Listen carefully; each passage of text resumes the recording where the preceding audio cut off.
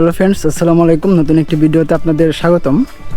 আজকে আমি চলে আসছি হচ্ছে বাংলাদেশের একমাত্র ক্লিন সিটি এবং ক্লিন বিশ্ববিদ্যালয় এবং সবুজ শ্যামলে ভরপুর একটি বিশ্ববিদ্যালয়, সেটি হচ্ছে রাজশাহী বিশ্ববিদ্যালয়। আজকে আমি আপনাদের দেখাবো রাজশাহী শহরটাকে পুরোটা ঘুরে ঘুরে এবং এটার সৌন্দর্য আপনার সামনেই তুলে ধরবো। তো ভিডিওটি দেখতে থাকুন, আশা করি আপনাদের সকলের ভালো লাগবে।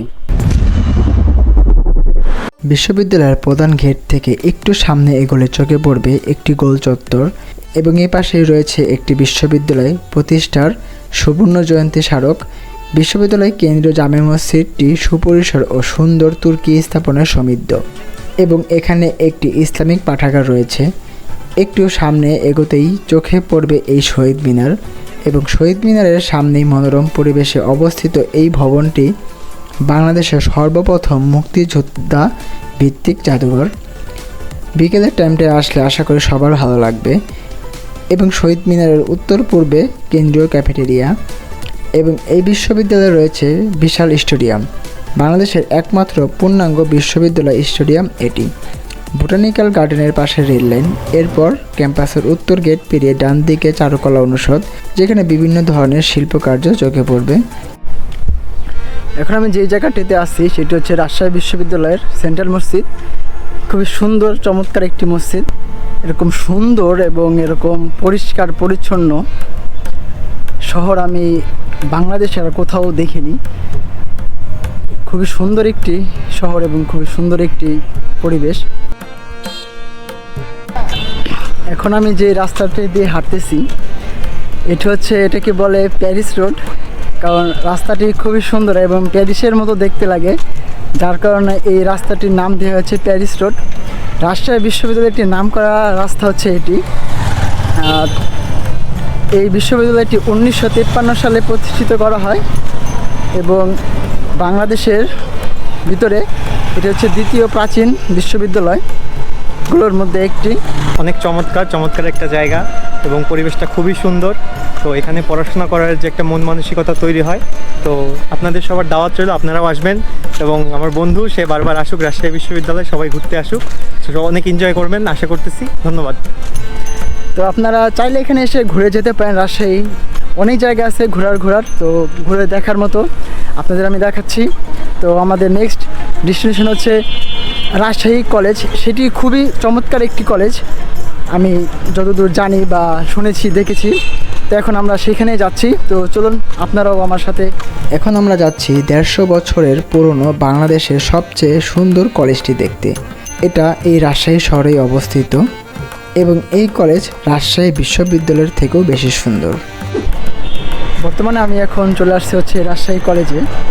এটি হচ্ছে বাংলাদেশের র্যাঙ্কিংয়ের ভিতরে প্রথম অবস্থানরত একটি কলেজ। রাজশাহী বিশ্ববিদ্যালয় যেমন সুন্দর, ঠিক এই কলেজটিও তার থেকে আরও বেশি সুন্দর। এখানে রাস্তাঘাট যেরকম সুন্দর, এই কলেজটিও ঠিক সেরকমই সুন্দর। রাজশাহীর আম যেরকম বিখ্যাত, এই কলেজটিও সেরকমই বিখ্যাত একটি কলেজ।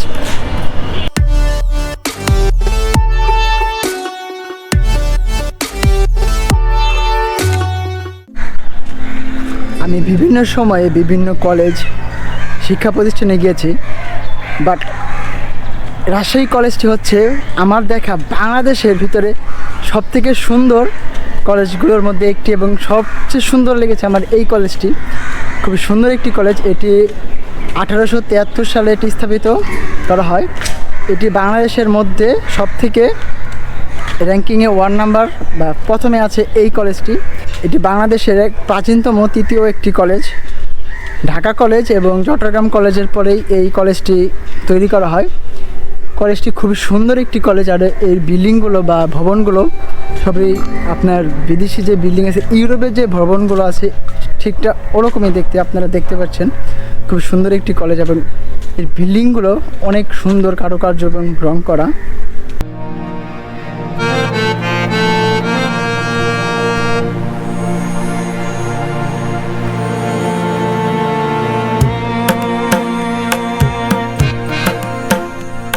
রাজশাহী কলেজ ঘোরাঘুরি শেষ করে এখন আমরা যাচ্ছি রাজশাহী মুক্তমঞ্চ দেখতে। রাজশাহী শহরের রাস্তাগুলো এতটাই পরিষ্কার, কোনো রকমের ধুলাবালি ময়লা আবর্জনা চোখে পড়ে না।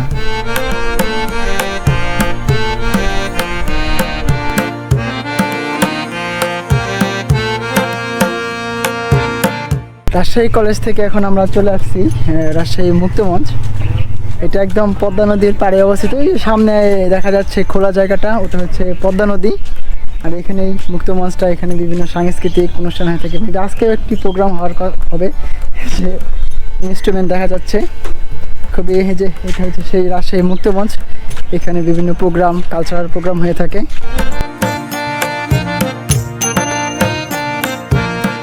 মুক্তমঞ্চ ঘোরাঘুরি শেষ করে এখন আমি আসছি সিএনবি মোড়, টি বাদ দেখতে যাচ্ছি।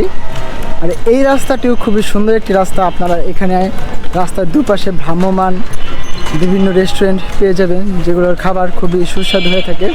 কারণ অনেক দিন আগে আমি এখানে একবার এসেছিলাম ডাক্তার দেখাতে, দেন সেই সুবাদে আমি এখানে কিছু খাওয়া দাওয়া করেছিলাম, বাট খাবারগুলো খুবই টেস্টি, খুবই মজাদার ছিল। আর এই যে রাস্তাটি দেখছেন কত সুন্দর, পরিষ্কার এবং গাছপালায় ভরপুর।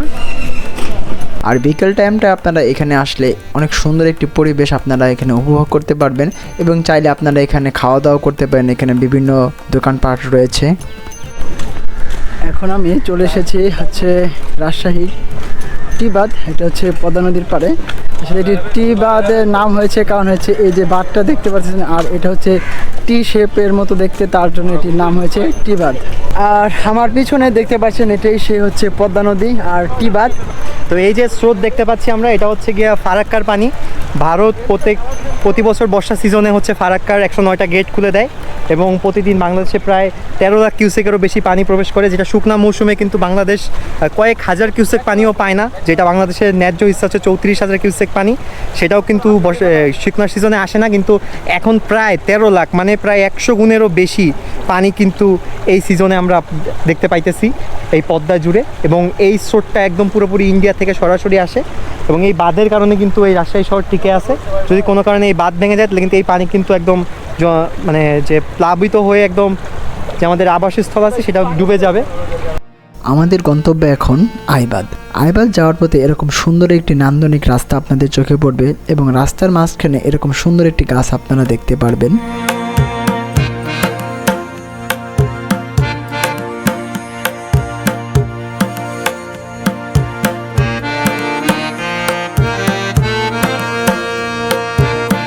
এখানটায় আসলে আপনারা এরকম সুন্দর একটি জায়গা দেখতে পারবেন, এবং এখানে বিভিন্ন ধরনের খাবারের দোকান আছে, এবং এখানেই নদীর পাড়ে একটি সুন্দর খেলার মাঠ আছে যা আপনাদের মন কেড়ে নেবে। আমি এখন বর্তমানে আছি কোথায় জানেন? রাজশাহী পদ্মার পাড় এবং আইবাদের এখানে। আর আমার পিছনে যে লাল একটি বেড়া দেখতে পারতেছেন, বা পিছনে এই যে দেখতে পাচ্ছেন, এটি একটি মাঠ। আর এই পাশে হচ্ছে নদী, আর এই পাশে একটি ফুটবল খেলার মাঠ। তো আপনি ভাবেন যে এরকম একটি জায়গায় যদি আপনার ফুটবল খেলতে পারেন, এক পাশে নদী, এক পাশে একটি মাঠ, এই জায়গায় একটু খেলাধুলা করা যে একটা আনন্দ, উল্লাস, একমাত্র যারা রাজশাহীতে থাকে এই জিনিসটা তারাই উপভোগ করতে পারতেছে। বিকেলটা আমরা রাজশাহী আইবাদে কাটিয়ে দিয়ে সন্ধ্যার দিকে আমরা চলে আসি রাজশাহী সিএনবি মোড়। সেখানে গরম মিষ্টি খেয়ে আমরা রাতের দিকে রাজশাহী শহরটার সৌন্দর্য উপভোগ করতে থাকি। তো এই ছিল না রাজশাহী থেকে আজকের ভিডিওটি যদি আপনাদের ভালো লাগে থাকে আমার চ্যানেলটি সাবস্ক্রাইব করবেন, ভিডিওটি লাইক, কমেন্ট, শেয়ার করবেন, এবং নেক্সট কোন বিষয়ে ভিডিও হচ্ছেন অবশ্যই কমেন্ট বক্সে জানাবেন। আল্লাহ হাফেজ।